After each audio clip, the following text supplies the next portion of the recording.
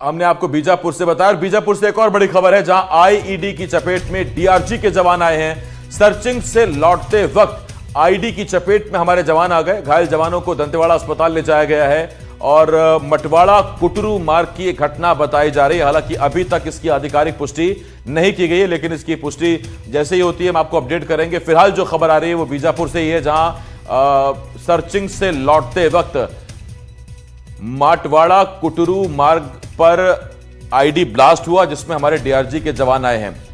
पंकज भदौरिया इस वक्त दोनों खबरों पर मेरे सहयोगी बड़ी खबर पर जुड़ रहे हैं। सबसे पहले पंकज, आपसे पूछना चाहूंगा, कितने हमारे जवान घायल हुए हैं, फिलहाल उनकी स्थिति क्या है, कहां पर ये ब्लास्ट हुआ? दरअसल देखिए, जानकारी मिल रही है कि कुटरू मटवाड़ा मार्ग पर जवान जब सर्चिंग से लौट रहे थे तभी आईडी ब्लास्ट की चपेट में एक जवान आया है। जवान के पैर पर चोट आई है, जिसके बाद से उसे वहां रेस्क्यू करके दंतेवाड़ा जिला अस्पताल लाने की तैयारी की जा रही है। इस समय हम जिला अस्पताल में ही मौजूद हैं और प्रतीक्षा कर रहे हैं कि घायल जवान को यहाँ पर लेकर पहुंचे। हालांकि इसकी अभी तक आधिकारिक पुष्टि नहीं की गई है, लेकिन ये बताया जा रहा है कि जो जवान सर्चिंग में निकले हुए थे कल, वो जवान जब वापस लौट रहे थे तभी नक्सलियों की आईडी की चपेट में जवान आया है डीआरजी का। जी,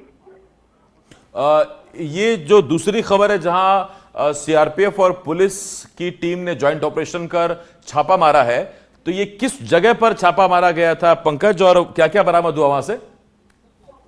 दरअसल देखिए, पामेड़ और तर्रेम के इलाके में जो पुलिस और सीआरपीएफ के जवानों का संयुक्त दल निकाला गया था। सर्चिंग अभियान लंबे समय से चल रहा था। सुबह से ही उस इलाके में मुठभेड़ चल रही थी, जिसके बाद उस इलाके में सर्चिंग की गई तो नक्सलियों का एक जो अस्थायी कैंप होता है उसको ध्वस्त किया गया और वहां से उनका विस्फोटक सामान बरामद किया गया। एक भरमार बंदूक भी वहां से बरामद की गई। साथ में वहां आसपास जो नक्सलियों के स्मारक बने थे उसको भी जवानों ने ध्वस्त किया है। जी पंकज, ये डंप किया गया था या कैंप था वहीं छिपा कर रखा गया था, या जमीन में डंप किया गया था? दरअसल ये पहाड़ के सुरंग में इस पूरे सामान को डंप किया गया था, जिसमें उनकी कई मशीनें, कई सामान वहां पर रखे हुए थे और साथ में एक अस्थायी कैंप भी बनाया गया था जहां पर ट्रेनिंग चलाई जा रही थी। इस तरीके की जानकारी पुलिस विभाग के द्वारा प्रेस नोट के माध्यम से दी गई थी, जिसमें ये लिखा हुआ है कि वहां पर एक अस्थायी कैंप चलाया जा रहा था। मतलब उस इलाके में नक्सलियों की मौजूदगी थी, जिसकी सूचना पर ही पूरी टीम निकाली गई थी, जिसके बाद उनका वो अस्थायी कैंप ध्वस्त किया गया, जहां से विस्फोटक सामान बरामद किया गया, बंदूकें भी वहां से बरामद की गई और एक जो नक्सलियों का स्मारक होता है उसे पूरी तरीके से तोड़ दिया जवानों ने। पंकज, बहुत शुक्रिया आपका, अपडेट मैं आपसे लेता रहूंगा। पंकज भदौरिया इस वक्त हमारे साथ इस बड़ी खबर पर जुड़े हुए थे, जानकारी दे रहे थे।